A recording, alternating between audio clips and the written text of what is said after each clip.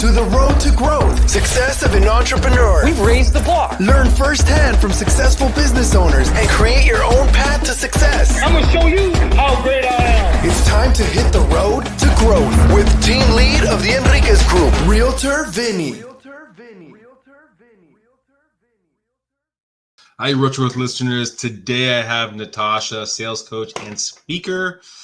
Thank you, Natasha, for being here today. Yes, thanks for having me. I'm excited to chat. All right, so how would you describe, I know we've kind of talked about it briefly, about your business, and you have a couple different hats. Yes. Right? So how would you describe, I guess, what you do? What I do, I serve people through coaching, consulting, and speaking. Any lane when it comes to sales, whether it's sales process, sales strategy, and the way that I do it is all around helping people understand how to sell with heart, not hustle, right? Nobody likes being hustled. A lot of people hate sales, but I believe sales is a noble profession. It is also an art. There's a craft to it, but there's a way to do it and be effective. So it's helping people really understand their sales process, their sales strategy, how to price increase. So I do a lot of one-on-one coaching. And then I also do consulting in a pricing, international pricing consulting firm. And then I also do speaking. So those are kind of my lanes. So, I mean, I don't know how many coaches I've had on the platform, and it seems like it's a more popular thing. And maybe because of the podcast, and I have a lot of coaches. But one of the things I've started to ask, I mean, for over the last probably year or so, to any kind of coach I have on the platform, what separates you from other coaches? Yeah, I think the one thing is, and I'm being a little bit sarcastic, but I'm being funny because, like you said, there's a lot of people that are in coaching. But I think the thing that separates me the most is I actually really do have the experience in what I'm coaching in. It's not something I decided to wake up and be like, I think I'm good at that. Let me do it. But I spent 16 years in corporate sales. So I've done the sales rep side. I've done the management side. I've done tons of product launches, the training development side. So for me, it's beautiful to sit in this space of really being able to help corporations, teams, leaders in that lane, because I know both sides. I know the rep side, the management side. And I think for me, just the approach that I've created on how you approach sales, which is unique, I think, in my way, to the point that it's trademarked, but teaching people how to sell with heart, not hustle, because I don't care if you're male or female, our mindset is always involved in whatever we're doing. And there is a lot of fear that comes up in certain situations and how we handle it. And so it's really understanding what you're doing, who you're serving, and the way that you approach those conversations when you're with it. That's, I feel like, my sweet sauce, my uniqueness is teaching people how to do it from a place of heart, not hustle, because selling really is serving, but people get it confused a lot. So, I mean, the heart, not hustle, is that one of your taglines, or that's just something you kind of like try to live your... Yeah, like it literally is part of my business to the point that it's trademarked. It's part of the literally the formula of how to do it, where it's not just the tactical side, right? Because the skill set and the tactical side is always the easiest to teach. If you think about an iceberg, it's the top part. It's easy to teach, easiest to coach to, but the biggest part of the iceberg, honestly, is the mindset. It's the how do you do it? How do you get beyond yourself? How do you get out of your own ego? How do you actually recognize what's happening and why you're there and go beyond yourself? And that's the understanding that sales really is not about hustling somebody, but it's about serving, but it's about strategically doing it as well.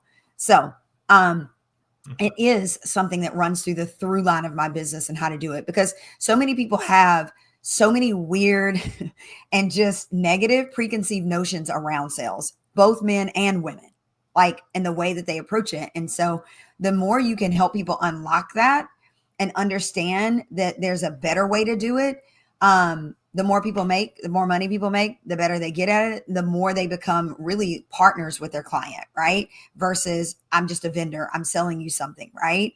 But it's this power of connection and partnership, but then there's a process to it. Well, I mean, I've done a little bit of coaching, not to the level that you do, but I do for realtors. Yeah. And one of the things is, if you truly believe in what you're doing and believe in what you're basically offering to them, you're doing them a disservice by not actually reaching out to them. That, and not only that, but you're doing them a disservice when you're more worried about your need for approval or them liking you or them accepting you versus you being, and I always say, you need to come from that consultative approach. You're not there to tell them what they need to hear. You're there to tell, what they want to hear, but you have to have the confidence to be able to tell them what they need to hear, because that's truly serving someone, right? Yeah. But these things rise up in our mind of like, I don't want to push them. I don't want to make them angry. I don't want to ruffle their feathers. I don't want to be aggressive. All of these things come up. And it's like, no, you don't have to do it that way, but it is your job to serve them and to help them not make a buying mistake, as we call it, and help them make the most informed buying decision. So it's less about you, more about them.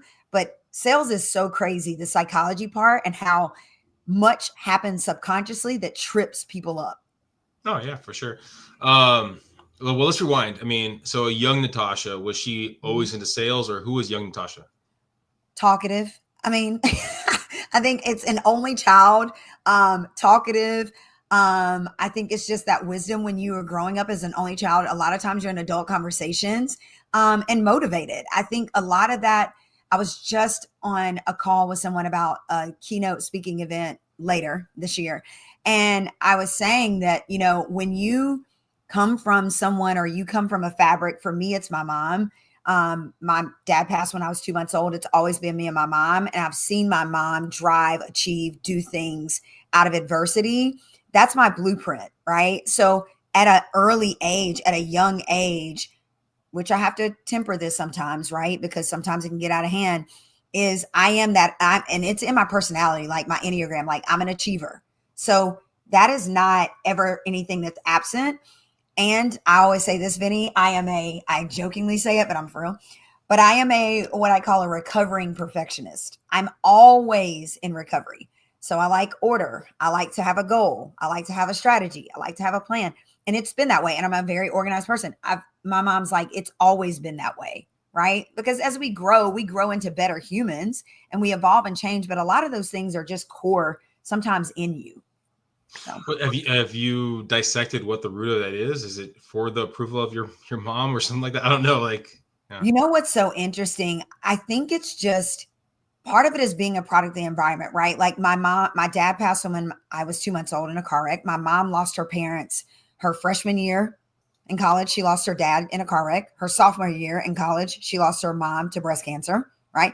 And so my mom is an only child. I'm an only child. My mom has raised me. So I think it's this thing of, and let's call it out, being an African-American female in sales, in med device and pharma back then, being the only, it's also being aware of the responsibility that I have to be the best that I can be. When you've seen your mom struggle and battle things and go through like adversity and resilience, like, what excuse can I have, Vinny, right? Like, what excuse can I make when I'm looking at a woman that I see pushing and doing and not giving up?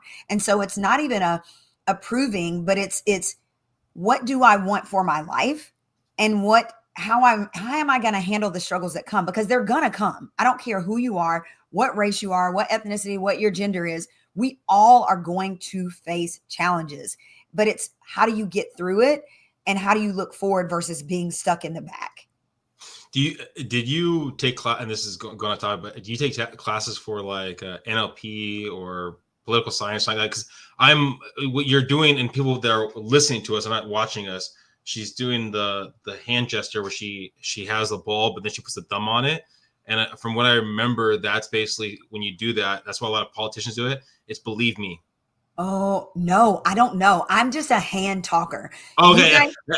I saw that. I was like, I wonder if she's doing this like actually subconsciously, or she's actually knows. Okay.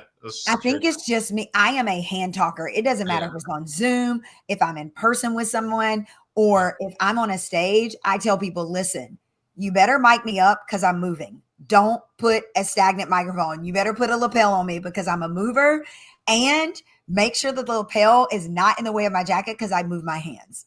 Well, another thing, just for us, this is totally off, and we're gonna get back to you. If instead of basically doing 1, 2, 3, right, you do 1, thumbs up, 2, the peace sign, right, and then 3 like this, A-OK. So that something that draws people in to pay more attention? Well, it's basically, you're saying basically positivity, because each of those are signs of positivity. Oh. When you're talking 1, 2, 3. I love that. There's just size, always side. I am never above learning and growing at all times. Never. Well, okay, so you're perfectionist. What was the first sales position, I guess, growing up for you? Yeah. I think it was probably, if I go back to high school, it was absolutely working in retail for sure. I had like multiple jobs. Me and some mom friends were talking about laughing about like how many different jobs we've had. I worked in a clothing store. I won't name names. I worked in a bath and product store. So that was, I would say, my first go at sales was in high school. And then out of college, sales is all I've done. I came immediately out of college and went straight into a pharmaceutical sales job. I had a biology degree, thought I wanted to go to med school to be an OBGYN, decided, no, that's not what I'm going to do. And then I started working on my hours for physical therapy and to go to the doctorate program because they had just started it then. And then I was like, it was super competitive at that point. I'm like, I'm going to roll the dice two ways. I'm like, I'm going to apply, but I'm also going to apply for this job, which both were like such a high demand, like profession at that time. Everybody was going into the physical therapy doctorate program. They just released it. And so many people were going into pharmaceutical sales.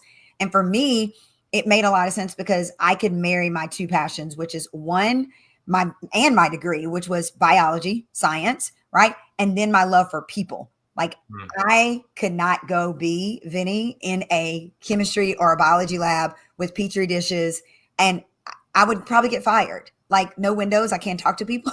So being able to go into pharmaceutical sales was perfect because I actually got to use my degree, but then I also got to actually serve and sell with people. So ever since then, I didn't look back. So the people aspect of it, and weren't there other positions, I guess, at the time that would probably have more security? Because I'm assuming the sales, that's probably a low base, but high basically reward if you win, no? In pharmaceutical sales back then, the reason why it was such high demand, because you're working with these huge pharma med device companies. They're launching products left and right. Your base was high and your potential to make bonus. Yeah. It's not like a situation where you come out and you're making, I mean, like, I'll say this. I came out making more than my mom. And my mom literally. And my mom is a nurse practitioner of now at this point, like 60 something years, but like 50 something years, something like, but I came out making that much money. Wow. So it was competitive. Everybody wanted to be in it. And I was like, oh, I am trying to get here. So it was hard to get into. And yeah, that was the path I went. And then from there, I went to med device sales, which is even way more base, way more bonus opportunity, but way more cutthroat. How so? I loved it. Yeah. How so cutthroat? Yeah. Oh, back then, the company I worked for is the largest medical device company. Anything inside, outside the body, they developed it. And the average tenure, to give you an example, would be anywhere from 16 to 18 months. So meaning you don't perform, you get out. They're not going to waste time with people, but you also had to have previous sales experience and tenure of years, anywhere from 8 to 10 before you could even get in. So they're not hiring people straight out of college. It's like, you know the drill, you know the job. You should know how to set up strategies, plans, 30, 60, 90-day plans. You're held accountable for your dirt, your number, right? That's your territory. It's your franchise. And so it was just, they'll cut you. And it's either you stay in and you do well, or either you get promoted out or you get pushed out. So, I mean, it was just that the nature of the business, but I did it for 8 years. I did pharma for 8 years, and I did at the same company. I did med device 8 years at the same company, and I loved it. But it's churn and burn, and it's grinding. It's a number over your head every day, and you're responsible for it, but you're also compensated for it, right? So you know what you're doing. So if memory serves me correctly, you said 16 years of sales, right? So those are the 16 years. And then you got into starting your own business in the coaching, correct? Yes. So it was not, I always tell people the entrepreneurial journey this past 8 years, so 16 years in corporate sales, and then 8 years, I think it'll be this November, in being in the entrepreneurial world. Like I always say, like it was not my ideal. Like, but it's been my journey. It's been my path. It's my purpose. That's why I'm still here. But it was coming out of corporate and then moving into that space. And it was first into speaking. And I got accepted into a keynote, like a speaker program out of Canada. Was not qualified, but sales skills come in handy when you can pitch yourself and leverage. And so I got accepted in that program. It was a 9-month speaker coaching program at that time. And it culminated to a national conference in Kelowna, Canada. And it forced me to have to develop my brand, my website, my messaging, and all of that. So I started speaking first. Then it was people that were asking and about coaching or working with me. And I'm like, I don't know. I'm just speaking. I'm like, catch me in the next city. That's all I can tell you. Like, that's all I have. And then it just kind of unfolded into going into speaking and serving people in that manner of, really back then, it wasn't even sales right out of the gate, Vinny. It was actually using that leverage of the strategy in my own journey of helping people go from career to calling. So I called it like meaningful success coaching, like really understanding what is it you desire? Because there's a lot of times we're doing things that we hate, but we're doing it for the money, or we're doing it because our parents, or we're doing it because our student loan, or we're doing it. But it's like, there's so many people, I think at that time, who were shifting, and they're like, that generational change of like, I don't want to do this for the rest of my life. I have other interests, but a lot of people don't understand the strategy of getting from here to there. Then when I was helping people with that, they'd be like, okay, now can you coach me on how to sell it? And I would be like, I don't do that anymore. Like, that's my previous life. It's corporate. And it just kept coming. It kept coming. And you know how you get signs and messages and it just keeps downloading. And then I switched and pivoted my entire brand messaging business back to my roots of sales. And then it took off from there. What was that trigger then, and at year 16 of in the sales, to switch you over to get into speaking engagements? Yeah, it was getting pushed out of my job at the time. They were laying people off. We were supposed to launch a product. It launched in Europe. They'd already reported dollars to Wall Street. So they were like, we're confident we're going to have it. Well, we ended up not having it. So we were still selling off a 15-year-old product, if not older, with a brand new quota for a brand new product that we didn't have in our hands. And so it was just a lot of laying off and pushing out. And so after that, really, my faith is a huge part of my life. And I always tell people I would be a fraud if I was not honest. And I don't judge people, whatever your faith is, that's your business. But for me, it really was this whole God thing of just like, don't go back there. Like that's done. That door's closed. And then part of what triggered that too is me shifting is we lost our son full term while I was still in corporate sales. And that was a whole journey and like awakening of what's my purpose? What am I doing? What am I serving? And do I really have joy in this? And so it's a bigger part of it. It's the biggest piece to it. So it was part of that journey and that trigger of the way I can best explain it, Vinny, is I told my husband, we were on this trip and we were coming back and we had lost our son.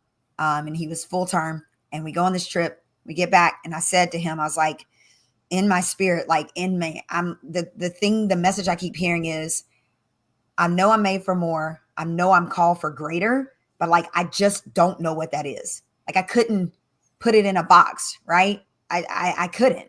I didn't have words for it. I didn't have a name. I didn't have let me go apply for it or let me go build it. It wasn't that. And so it was just waiting for that to unfold.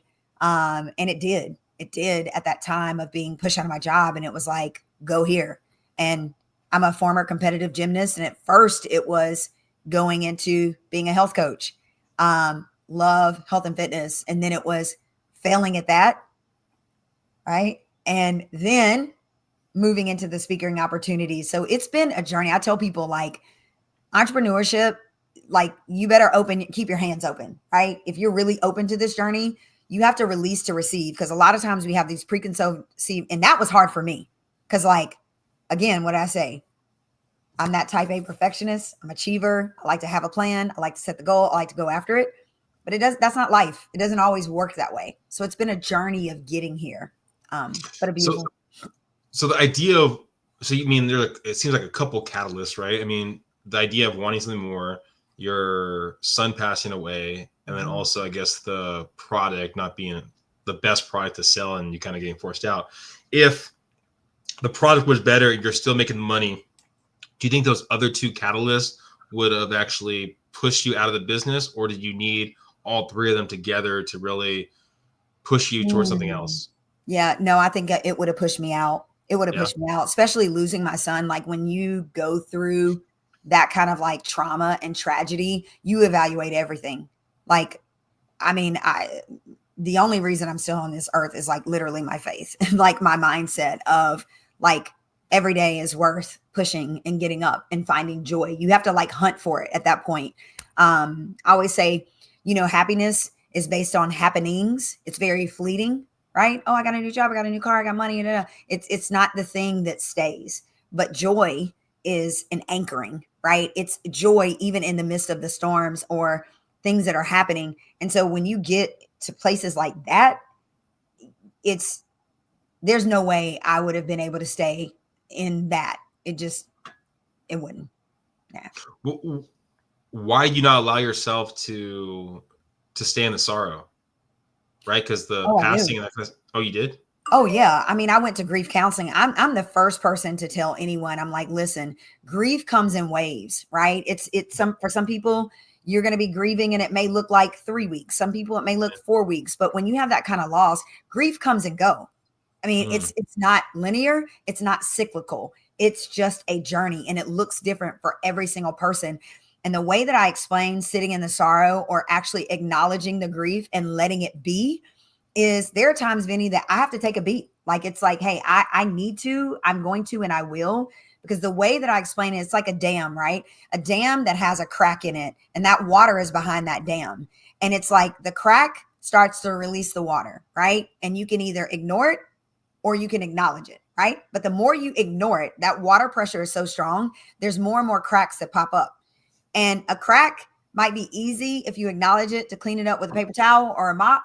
But if these cracks start popping through and the dam breaks, now you got a flood. You can't just mop that up. So it is necessary to actually sit in the sorrow and to acknowledge and give yourself this, what I say, the space and grace to just be, to just be. And so I absolutely had to, and still do sometimes.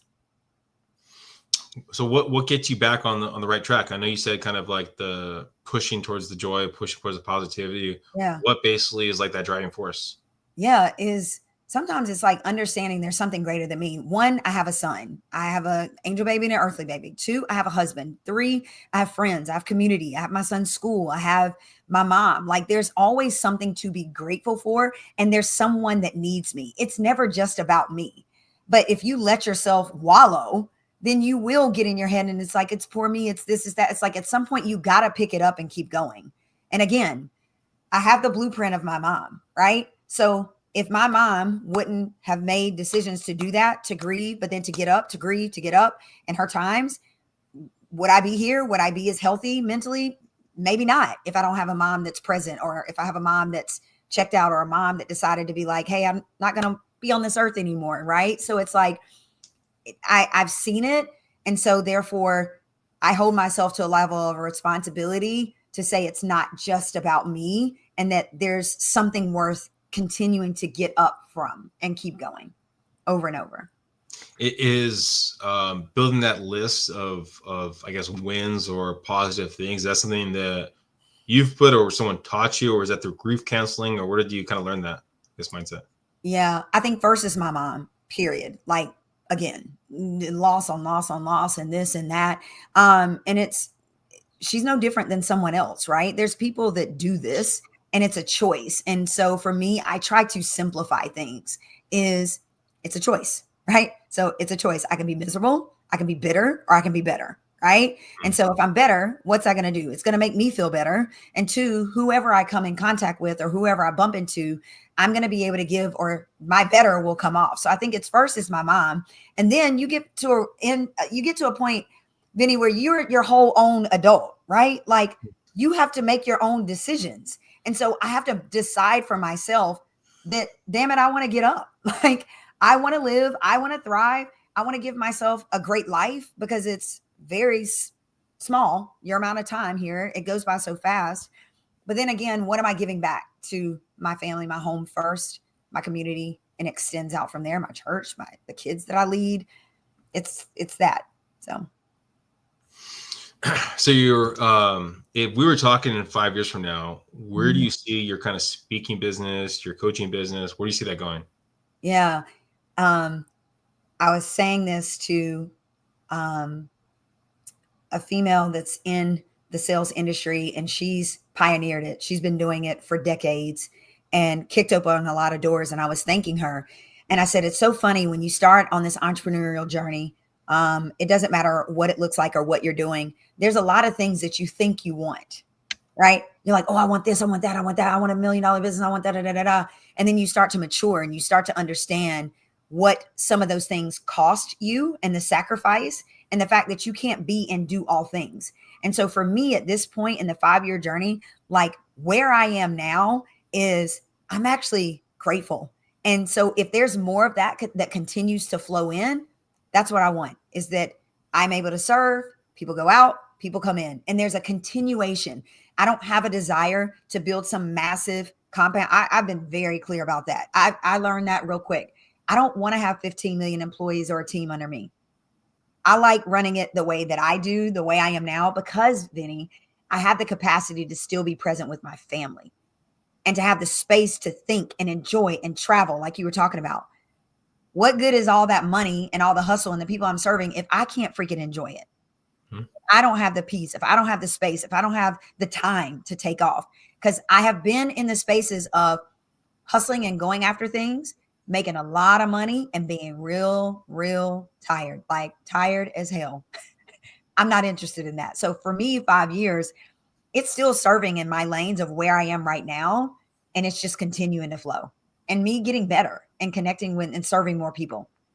Do you think the time you allot to coaching, to teaching, to family will change in any kind of way, or is it going to be pretty consistent to where you are now? I mean, for me, I hope that it's consistent.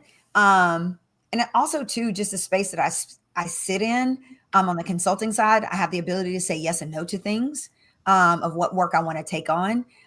Even in one-on-one coaching in my business, I still have that ability too, but I don't want to lie. But I don't see it, honestly, I don't see it drastically changing just because I'm in just a good space, especially even now with where my son is and how old he is.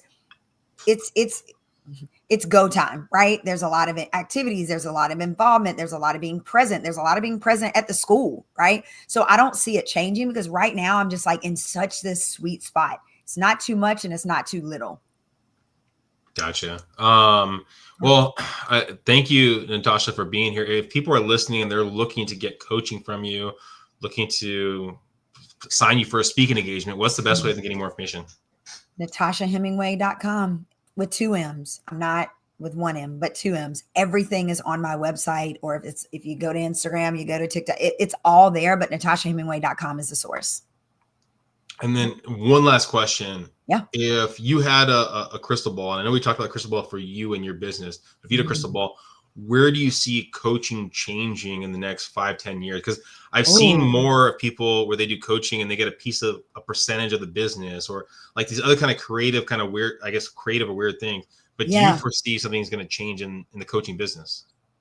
Oh, that's a big question, Vinny. And I think because we're having these conversations in some of the peer groups that I'm in with women who have been in it way longer than me and some less than me.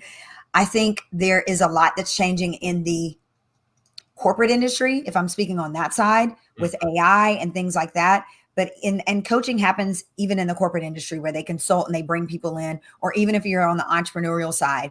I think the change is that it's going to force people and it's going to expose people who really have the skill set and who really have the knowledge and the wisdom to operate in this space. I think that we will always evolve and be creative enough to partner alongside corporations and entrepreneurs to be very streamlined and to still serve people. I don't think it's ever going to go away. Because guess what? That's what mentors, mentees, coaching, it's all same lane. We all need someone to lead us, hold us accountable, show us the way, support us, give us wisdom we don't have. But I think obviously with technology and things like that, I think it will shift some, but not in a negative way. I think it can be enhanced, but I think you have to be creative. And I think you have to continue to be an expert in your industry, whether it's corporate or entrepreneurs. And you have to really understand and always be like dialing this in is what my people need and what I do in alignment. Because sometimes we get stuck and it's like, no, I just do this thing, but you got to evolve, right? And to making sure and tapping into that marketing piece and dialing that in to make sure what you do and what your people need are in alignment, then there's going to be a need for you. So, I mean, I could go down a whole rabbit hole even deeper, but will it drastically change? No, I don't think so. But I think you will have to get creative and evolve, especially on the corporate side with AI. Oh yeah, I know we're going off topic. There was a person I had a while back where there's actually AI that basically reviewed the call to give you. It was like almost a game where you had to ask these questions to the person that's talking on the phone, and then you get a green light. The next person. So technology is a huge thing. It's just a matter of I guess like you're saying, being smarter about it as a coach. Yeah, and evolving with it, right? Is evolving with it, being creative, figuring out how you can leverage those things and use it. But I think the other thing is to not be afraid of it, right? Because when we get stagnant, we get afraid of it. You're not evolving and you'll get left behind. So it's like you got to move with it, but it doesn't mean you have to immerse it. I think you have to be careful with it also. But I think that's just a big conversation broader for our entire country right now when it comes to AI and usage and how much will it take away? How many jobs will it take away? I was just watching a documentary the other day on it, and it's going deep, and it's some of it can make you a little scared, right? But then you just, again, dial it back, stay in the present, right? How do I leverage it? What do I want to keep? What do I want to throw away? And how do I evolve and keep learning? Just keep being a student. Keep being a student. Well, thank you so much, Natasha, for being here. Hopefully everyone got some great nuggets. Please go into the show notes, go find Natasha. We have, I think, some special codes if you're looking for coaching from her. So don't go in the show notes. Any last words of wisdom you want to throw out there, Natasha? No, I would just say this. For you, thank you for doing what you're doing. Thank you for setting the platform, because I know it's not easy and it takes a lot of work and people don't see the back end work, but I know what it is. But thank you for creating the space for us to talk about growth, right? And for you to be that beacon so that people can tap in. So I always want to say thank you for that, because it's a lot of work. And people have no clue and they think it's easy and they think it's not. So thank you, Vinny. And thank you for bringing me into your space. I never take it lightly when I get invited into a space, or even if it doesn't matter. I don't ever take it lightly when I have the opportunity to serve and pour into someone else's listenership. So thank you for that. I appreciate that. That's always a nice thing to get that positive compliment. But anyways, thank you guys. Please subscribe, please share, go in the show notes, and go find Natasha. Awesome. Bye, everyone. Thanks, Vinny.